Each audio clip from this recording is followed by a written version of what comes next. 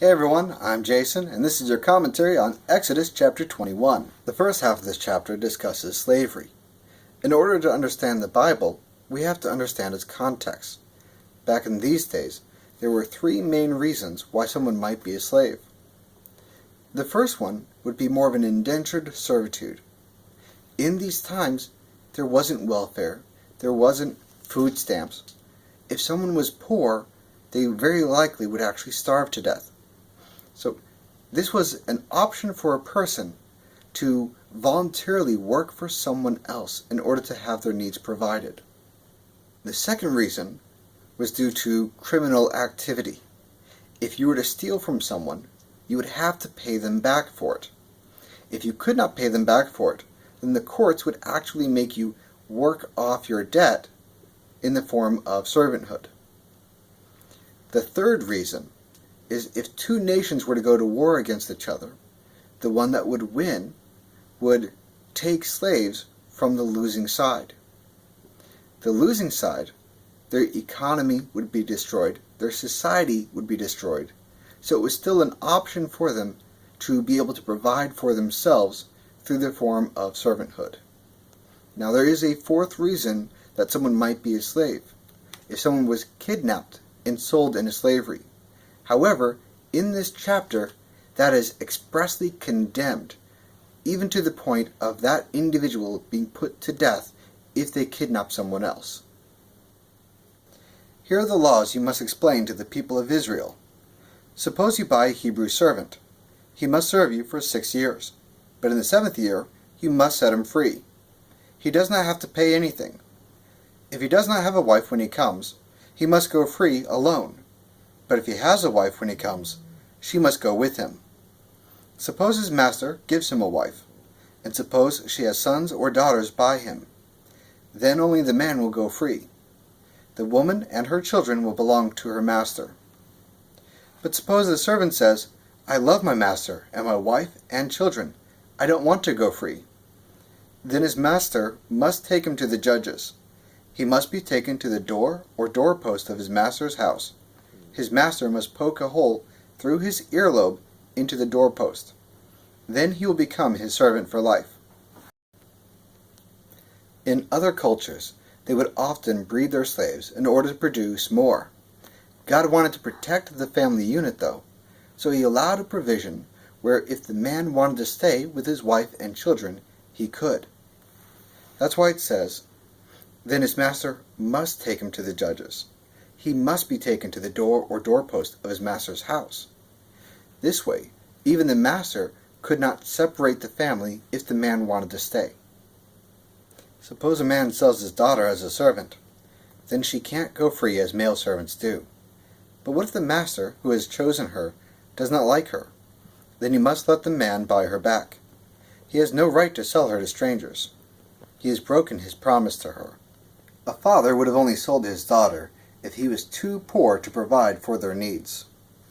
Back then, women didn't have the ability to go out, get a job, and provide for themselves. This was God's way of protecting them. That's why he said that they could not be sold to strangers, because different cultures had different ways of treating their female servants, and who knows how someone else would have treated her. What if he chooses her to get married to his son? Then he must grant her the rights of a daughter. What if he marries another woman? He must still give the first one her food and clothes and make love to her. If he does not provide her with those 3 things, she can go free. She does not have to pay anything. If a female servant marries her master's son, she becomes the master's daughter. Even if the son marries another woman, that female does not become a servant again. She's either provided for or she's allowed to go completely free. This whole next section is about what's fair. The expression an eye for an eye and a tooth for tooth comes from this passage. The reason for these laws is so that way things would not escalate. There was usually a third party, such as the court, who would enforce and execute these laws. Good. You can be sure that if anyone hits and kills someone else, he will be put to death. Suppose he did not do it on purpose. Suppose I let it happen. Then he can escape to a place I will choose. But suppose he kills someone on purpose. Then take him away from my altar and put him to death. If anyone attacks his mother or father, he will be put to death. If anyone kidnaps and sells another person, he will be put to death. If he still has the person with him when he is caught, he will be put to death. If anyone calls down a curse on his father or mother, he will be put to death. Suppose two men get into a fight and argue with each other. One hits the other with a stone or his fist. He does not die, but has to stay in bed.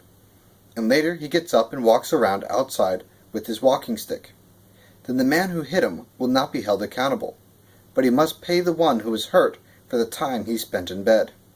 He must be sure that the person is completely healed. Suppose a man beats his male or female slave to death with a club. Then he must be punished. But he will not be punished if the slave gets up after a day or two. After all, the slave is his property. The Bible does not condone beating of slaves. If anything, it shows how those who are free and those who are slaves should be treated the same way. The only difference is in this one passage right here, where if a person who is free misses out on work, they lose out on money. So they are to be compensated with money. However, if a slave misses out on work because of their master, it's the master who loses out on money. So who is supposed to be compensated then? Should the master pay himself? If any real damage occurs, that slave is actually given their freedom. So the Bible does not condone the mistreating of anybody, but rather lays out clear consequences for those who do. Suppose some men are fighting and one of them hits a pregnant woman, and suppose she has her baby early, but is not badly hurt. Then the man who hurt her must pay a fine. He must pay what the woman's husband asks for and the court allows. But if someone is badly hurt, a life must be taken for a life. An eye must be put out for an eye. A tooth must be knocked out for a tooth. A hand must be cut off for a hand, and a foot for a foot. A burn must be given for a burn, a wound for a wound, and a bruise for a bruise. Suppose a man hits his male or female servant in the eye and destroys it. Then he must let the servant go free to pay for the eye. Suppose he knocks out the tooth of a male or female servant. Then he must let the servant go free to pay for the tooth. Suppose a bull kills a man or a woman with its horns. Then you must kill the bull by throwing stones at it. Its meat must not be eaten. The owner of the bull will not be held accountable. But suppose the bull has had the habit of attacking people, and suppose the owner has been warned but has not kept it fenced in. Then if it kills a man or woman, you must kill it with stones. The owner must also be put to death. But suppose payment is required of him instead. Then he can save his life by paying what is required. The same law applies if the bull wounds a son or a daughter with its horns. Suppose the bull wounds a male or female slave. Then the owner must pay the slave's master 12 ounces of silver. You must kill the bull with stones.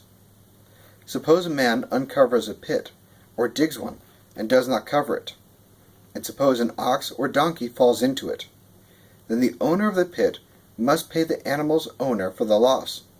The dead animal will belong to the owner of the pit. Suppose a man's bull wounds a neighbor's bull and it dies. Then they must sell the live one, and they must share the money and the dead animal equally. But suppose people knew that the bull had the habit of attacking, and suppose the owner did not keep it fenced in. Then he must give another animal to pay for the dead animal. The dead animal will belong to him. Well, that's it for commentary on Exodus chapter 21. Thank you so much for joining me, and I will see you guys next time.